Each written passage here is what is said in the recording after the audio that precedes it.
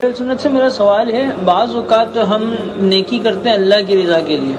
اور پھر کبھی ایسا بھی ہوتا ہے کہ بے اختیار جو ہے وہ منہ سے نکل جاتا ہے کہ میں نے یہ نیک کام کیا، اور کبھی انسان جان بوجھ کر بھی جو ہے وہ شو آف کر دیتا ہے، بتا دیتا ہے کہ میں نے یہ نیکی کری، تو اس کے بعد پھر اس پہ افسوس کا اظہار ہونا، کہ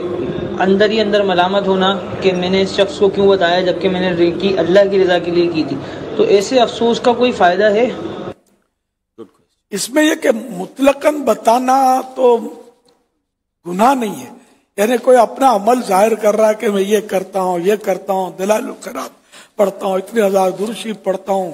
اتنے پارے تلاوت کرتا ہوں، نفلی روزے رکھتا ہوں وغیرہ وغیرہ، وہ جو بتا رہا ہے ہم اس کو ریاکار نہیں بول سکتے، کیونکہ اب دل کی جو بھی کیفیت ہے وہ اللہ جانے، اس کا اور رب کا معاملہ ہے۔ اچھا، اب اگر وہ ریا کی نیت ہے جو ابھی میں نے تذکرہ کیا کہ یا تو بتانے سے مقصود اگلے کے دل میں یا لوگوں کے دل میں اپنا مقام عزت بنانا ہے تو ریا ہے، اس سے مال بٹورنا ہے تو ریا ہے،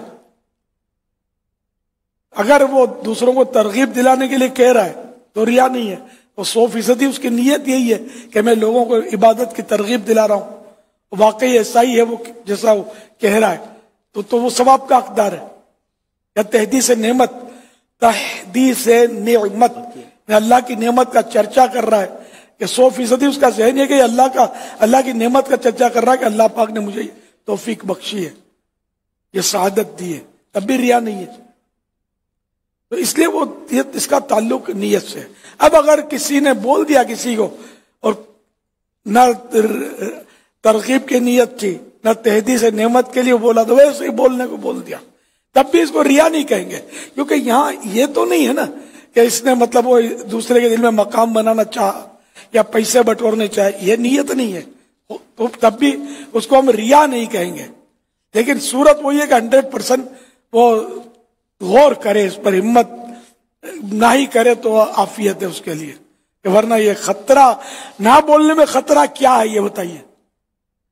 سارے خطرات تو وہ بولنے میں ظاہر کرنے میں، ایک چپ سو سکھ،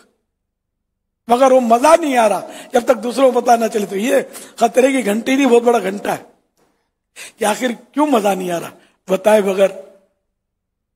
یہ خطرناک ہے۔ تو اب اگر کسی نے بتا دیا یا ریا کے لیے ہی بتایا، اب وہ ندامت ہے، اس کو پشیمانی ہے، دل پریشان ہو رہا ہے، تو اب بھی مطلب یہ اس کے لیے بہتر ہے کہ حدیث پاک میں الندم توبۃ، شرمندگی توبہ ہے، تو اگر اس نے بتا دیا ریا کے لیے بالفرض، تو توبہ کا دروازہ تو بند تو نہیں ہے نا، اللہ سے توبہ کرے، اللہ غفور الرحیم ہے، ہو سکتا ہے وہ ایسی ندامت کرنے میں کامیاب ہو جائے کہ اس کی مغفرت ہو جائے، اللہ کی رحمت پر نظر رکھے۔ کبھی ایسا ہو گیا زندگی میں تو آدمی توبہ کرے، 1 بار ہوا ہو یا 100 بار ہوا ہو یا 1000 بار ہوا ہو، ایسا